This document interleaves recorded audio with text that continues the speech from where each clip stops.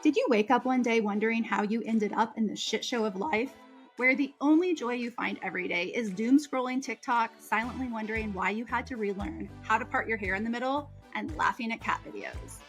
Are you tired of wearing all the hats, doing all of the things, and taking care of everyone else while you can't even sit down for an hour alone without feeling guilty? Then let me welcome you to Hustle Culture Dropout, where we're trading the chaos for clarity. I'm your host, Chastity Campbell, mom, wife, entrepreneur, and professional procrastinator. And I'm ready to bring you along as we discuss everything from burnout to self-care and entrepreneurship to wellness. If you're looking for someone who's got it all figured out, you are definitely in the wrong place. But if you want to discover how to be genuinely happy, make an impact in this world, and occasionally have mindless conversations about the latest celebrity gossip, I've got you. So get ready for some no-nonsense real talk as we take on the insanity of life and what it means to be a woman in today's world. This is Hustle Culture Dropout. Hey friends, welcome back to another episode of Hustle Culture Dropout. We are on episode 5. I am your host, Chastity Campbell, and today we are going to chat about a topic that you have probably never heard of. And honestly, I had never heard of it described in this capacity before a few years ago. So totally fine if you've never heard of it talked about, at least in this capacity, how we're going to talk about it today. And that topic is the gender confidence gap. We're going to talk about what it is, why it matters, and most importantly, obviously, what you can do about it. So the first thing I wanted to do before we kind of dive into all of that is I want to talk to you about the experience that I had this weekend at the Taylor Swift Eras Tour movie. Okay, I know that many of you have seen it all over the place where it's like basically you're in the movie theater, people dancing all around. Our particular showing was not super crowded, but there were these sweet little girls that were just completely dancing, going up and down the aisles. They were standing at the front of the theater dancing. My little girls were dancing. We were all singing at the top of our lungs, and it was absolutely incredible. And so I'm saying all of this because I have always been a fan of Taylor Swift, but I definitely would not identify as a Swiftie. And so basically, I realized that it's only been in the last few years that I've really taken notice of her. I mean, she's basically fucking owned the world the last few years. So, and I realize if you are a Swiftie, she's probably always owned the world. But for me personally, prior to, I would say like the last couple years, like she made some catchy music. She like completely was robbed of her VMA moment by Kanye West and like what a dick he was to her. That is basically like the extent of how I felt personally about her. And then somehow in like the last year, I ended up on Swift Talk, which obviously led me into the rabbit hole of all things Taylor Swift, right?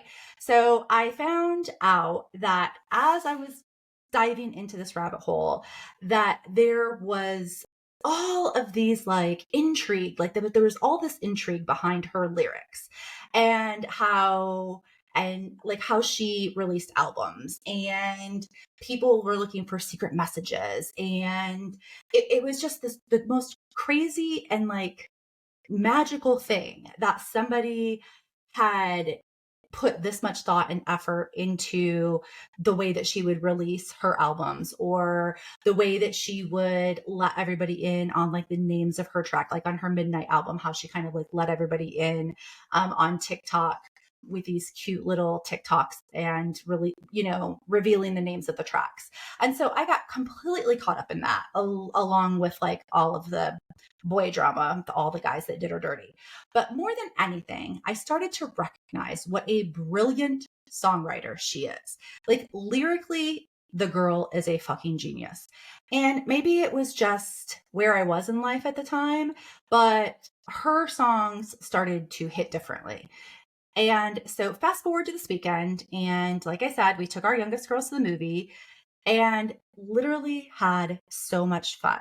So much fun seeing these young girls, like singing along to this powerful and kind and unapologetically herself woman who had created this generational bridge of music that like mothers and daughters, and in our case, grandma, and even my husband John went with us. And people could not be more on fire for this woman. Okay. It was incredible.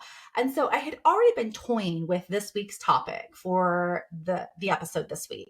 And I already knew that I wanted to talk about the confidence gap.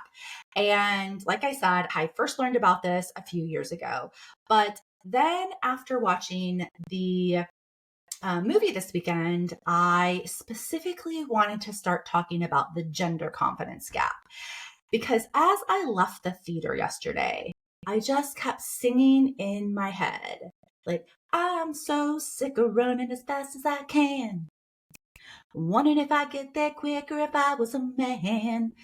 Okay, so let's just, I am really going to be brave. If this makes it into the podcast, guys, like my little ditty here, I mean, you know that the trust level is just insane.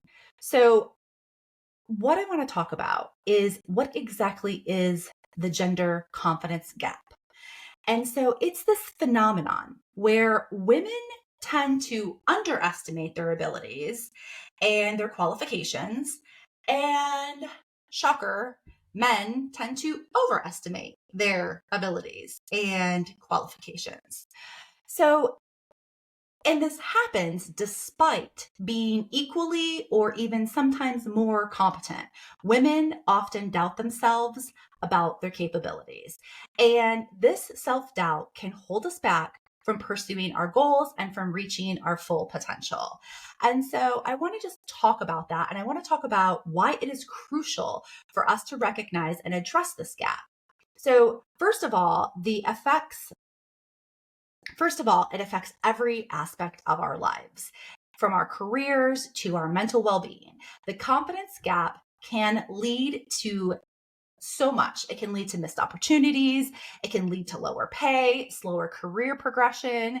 Not to mention that if you're a woman in business, and I know a lot of you who are listening right now are, it can actually hold you back and keep you stagnant in your business because you just don't have the confidence to take the risks that could really, really pay off huge for you. And so closing this gap is essential for women's empowerment and for gender equality. And so let's just get into some of the facts and information on why this confidence gap even exists in the first place.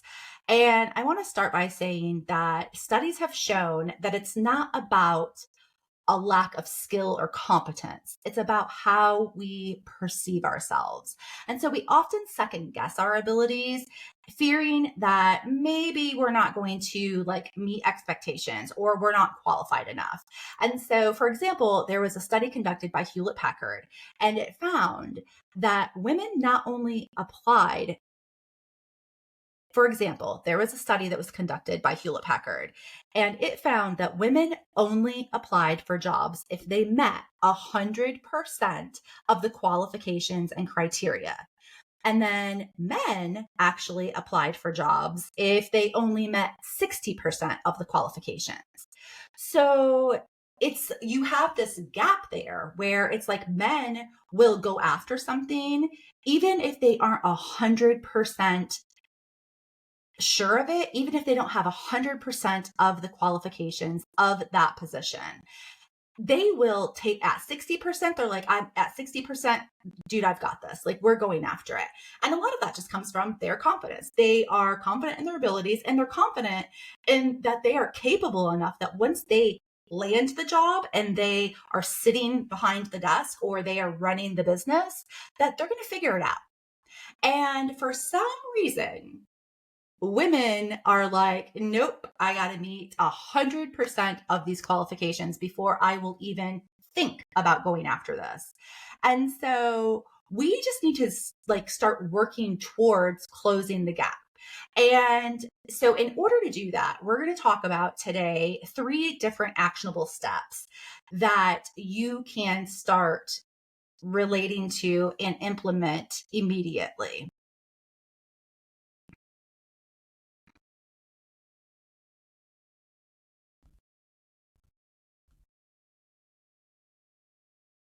So remember, it's all about empowering yourself and embracing your uniqueness.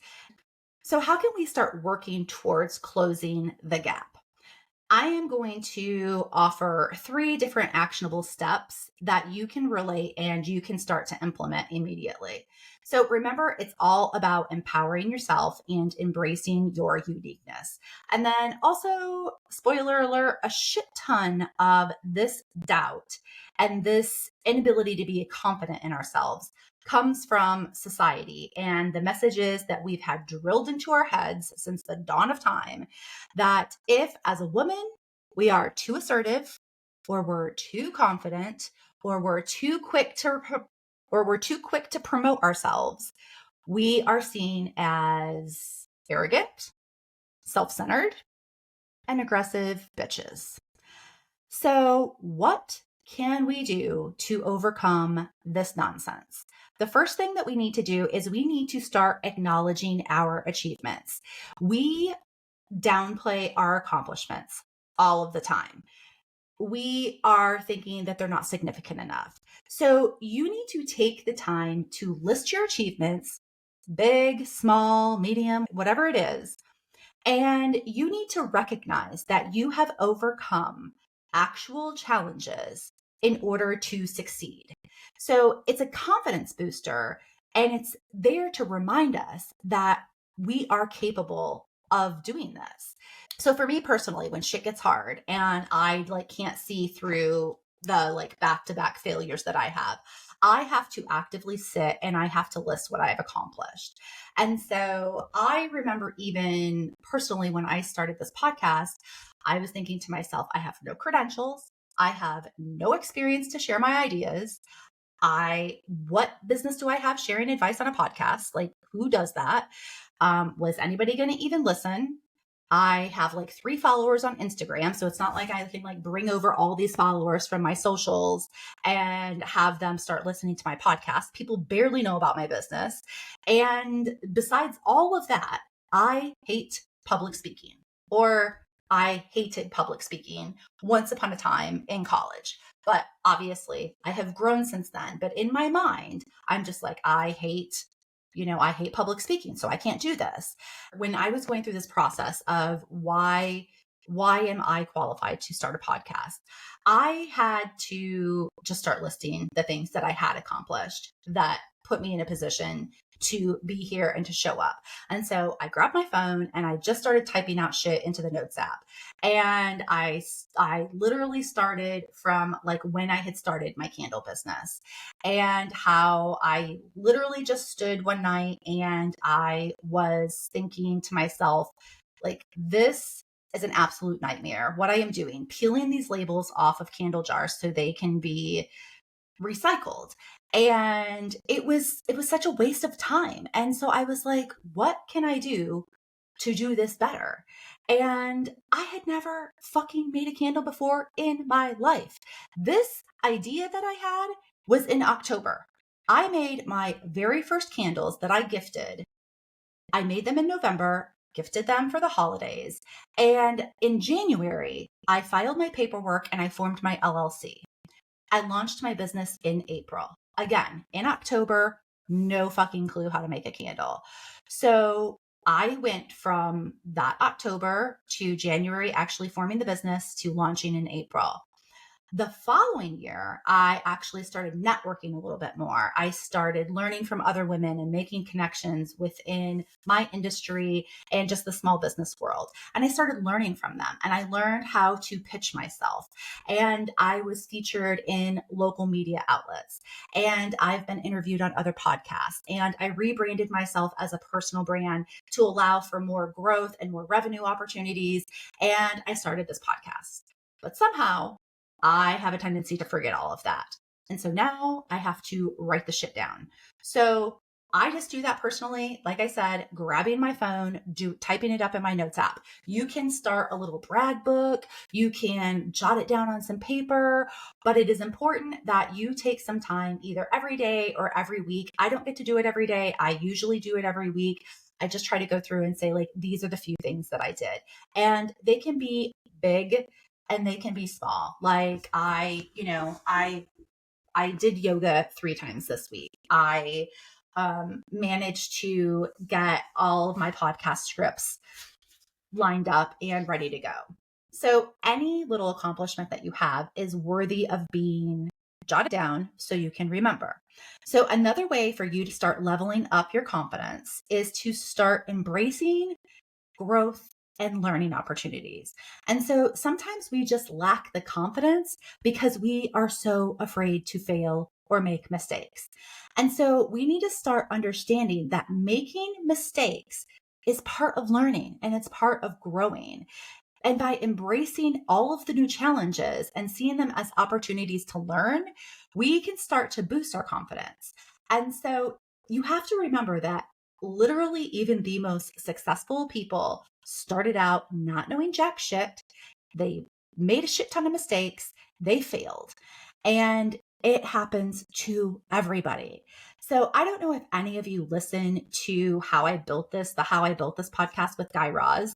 It's literally so good. I am obsessed, Parker, and I used to listen to this all the time when I was driving him to middle school, to and from middle school. So it's like such good days. But I remember specifically listening to this episode with Sarah Blakely, who is the founder of Spanx. And she started Spanx literally with no business experience whatsoever. I think she used 5,000 of her own dollars to start getting prototypes and started her business. And I remember that specific episode standing out to me so much because she shared that she could remember as a kid sitting down to dinner with her brother and her dad asking them, "What did you fail at today?" And it struck me because with my kids, I used to often sit around and ask them to tell me a good thing that happened to them. And it was almost always about some great thing that they had accomplished. But having this reframe on failure was mind blowing for me. And his reasoning behind it was to do just that, to reframe the idea of failure. He wanted his kids to understand that failing meant they were trying something. And when you try, you learn and you grow. And that shit stuck with me. And so understanding that the only way to success is through growth and through learning. And the only way that we can get to growth and learning is through failure. So you have to be okay with that. You have to be okay and you have to accept the fact that you are going to fuck up. You are going to make mistakes.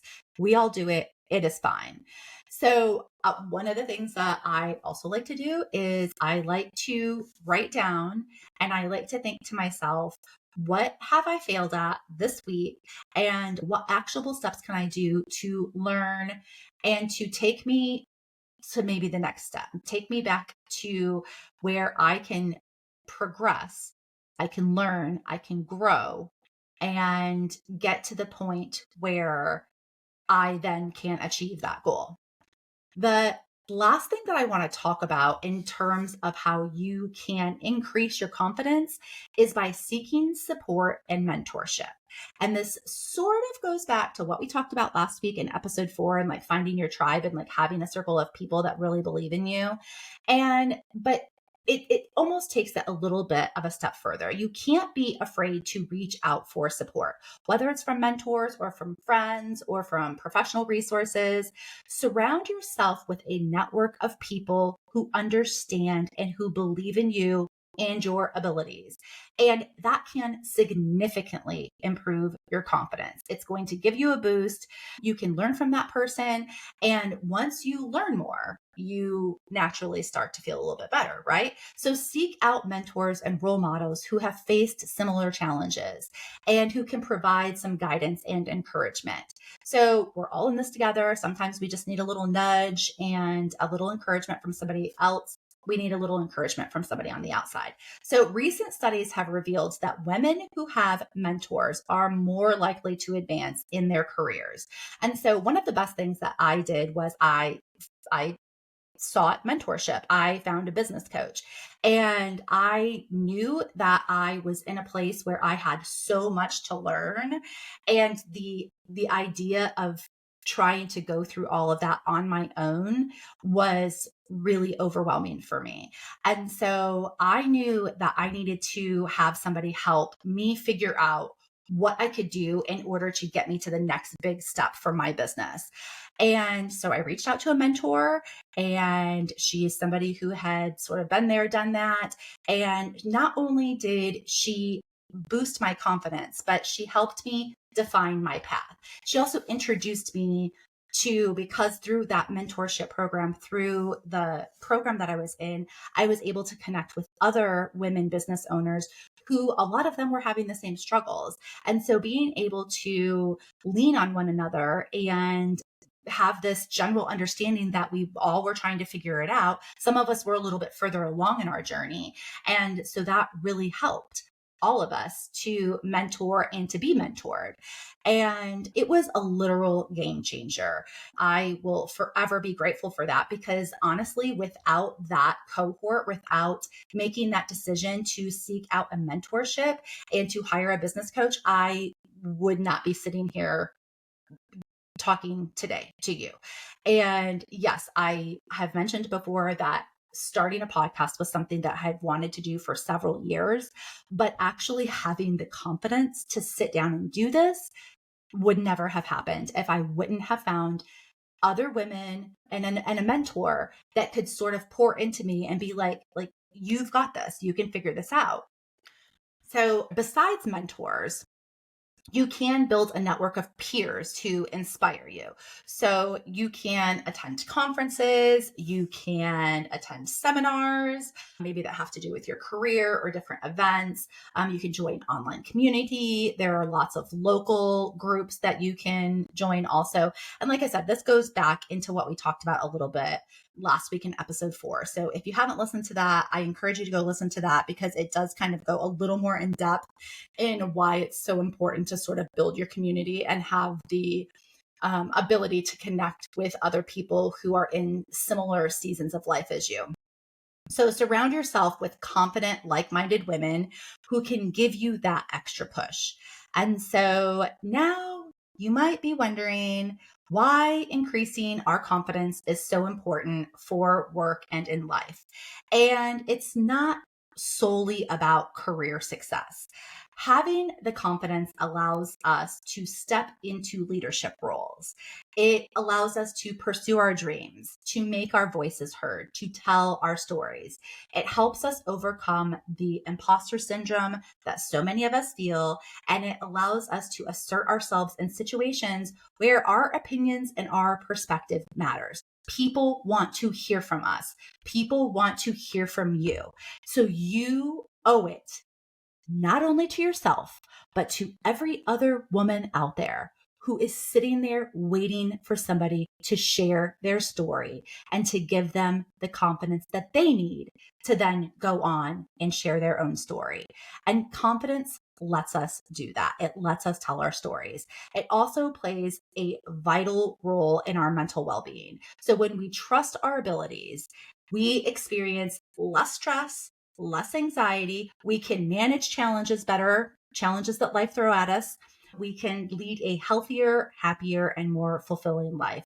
So when we have that confidence in our own ability, when we can trust ourselves, that will significantly reduce our stress levels. And stress, as we've talked about before, can lead to a whole other shit ton of nonsense that we really just don't need to be dealing with. So as we go forward into the rest of this week, I want you to think about how you can actively start closing that confidence gap.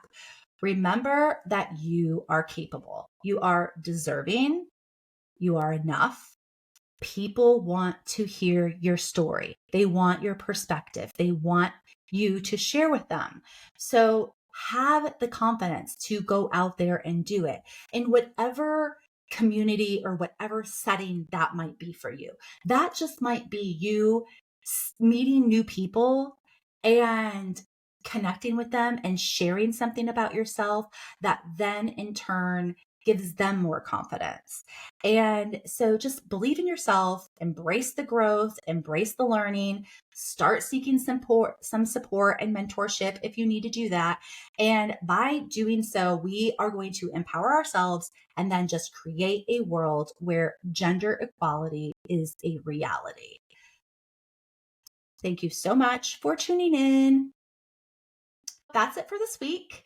I am so happy that you've been here listening with me today. And I thank you for tuning in to another episode. If you found this episode helpful, please, please, please share it with your friends, subscribe, leave a 5-star review. And this week I will be on socials. We'll be continuing this conversation. And so if you don't follow me on socials, I encourage you to do so. You can find me at Chastity Campbell Co. on Instagram, Facebook, TikTok, YouTube, Pinterest, all of the places. Or you can hop over to the website. The website is chastitycampbell.com. And if you haven't already listened to episodes 1 through 4, then I encourage you to do that. Binge it. You will not regret it. And I will see you all next week. Thank you so much for listening. I cannot wait to talk to you guys next week.